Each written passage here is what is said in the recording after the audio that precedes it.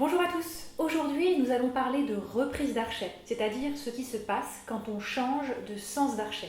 C'est un geste assez délicat et dans cette vidéo, je vais vous aider à le maîtriser.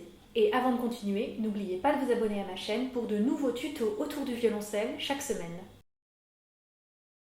Lorsqu'on commence le violoncelle, on apprend naturellement qu'il y a deux sens d'archet, le tirer et le pousser. Ensuite, on se rend vite compte qu'on va passer en fait notre temps à tirer et à pousser notre archet. Eh bien, la reprise d'archet, c'est ce qui se passe dans votre main, votre poignet, votre bras et votre épaule droite, entre le moment où vous arrivez à la fin de votre archet, que ce soit talon ou pointe, et le moment où vous en repartez. Quand on débute le violoncelle, cette reprise d'archet est donc en général assez rigide, assez sèche. C'est-à-dire qu'une fois arrivé au bout de l'archet, nous faisons simplement marche arrière.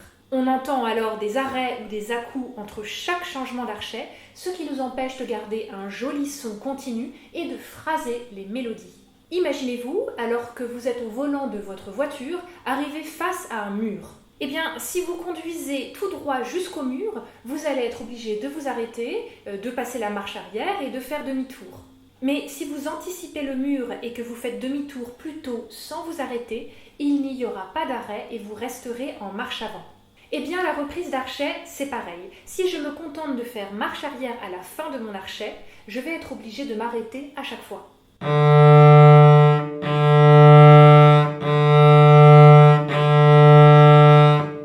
Par contre, si vous anticipez ce demi-tour en gardant un poignet souple, vous pouvez avoir un son quasi continu.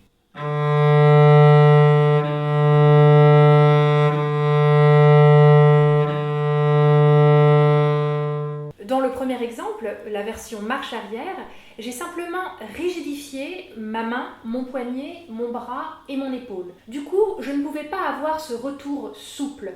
Et à la place, j'ai eu une reprise d'archet raide et hachée. Mais dans le deuxième exemple, la version marche avant, le résultat était beaucoup plus satisfaisant, car le retour d'archet était souple et détendu. Donc maintenant, je vais rentrer plus concrètement dans le détail. Pour réaliser correctement ce geste, il faut le décomposer. Je vais commencer en prenant l'exemple du pousser. Lorsqu'on arrive au talon, le poignet devrait se retrouver légèrement pivoté sur votre gauche et légèrement bombé, car c'est lui qui guide le geste.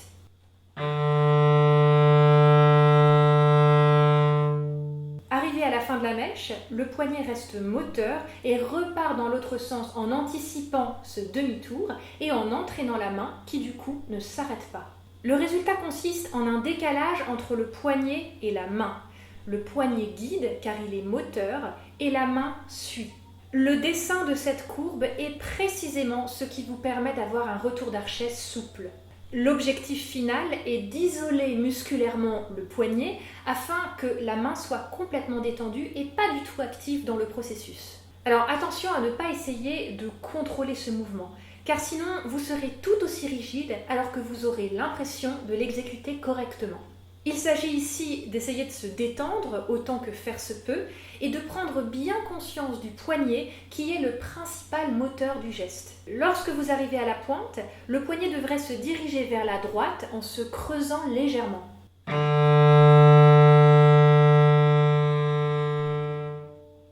Arrivé à la fin de la mèche, le poignet reste moteur et repart dans l'autre sens en entraînant le reste de la main qui du coup ne s'arrête pas.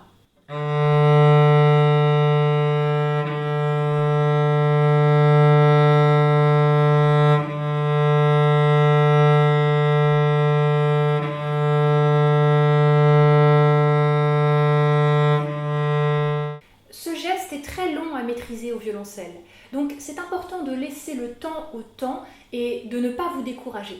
Il vous faudra beaucoup d'entraînement et beaucoup de patience avant d'obtenir un geste souple qui vous convient. D'autre part, si vous avez mal, ne vous acharnez pas et ne considérez pas la douleur comme normale en vous disant qu'avec de la pratique, ça passera.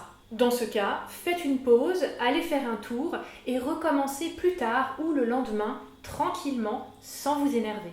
Et voilà, c'est la fin de cette vidéo. J'espère qu'elle vous a été utile et comme d'habitude, posez toutes vos questions dans les commentaires, je serai ravie d'y répondre.